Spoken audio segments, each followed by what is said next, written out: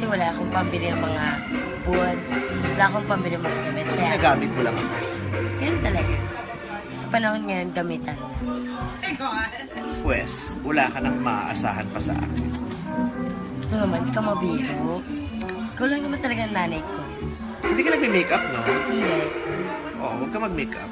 Pero mag-toothbrush ka. Makinis ka nga, mabaho naman ang hininga mo. Nagka-toothbrush naman ako.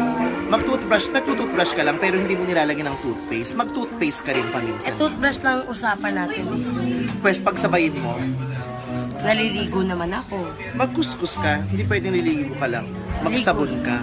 Ligo lang usapan, walang sinabing sabon-sabon, di ba?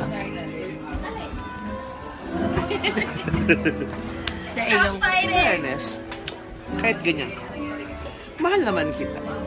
Mahal din naman kita, aking ina.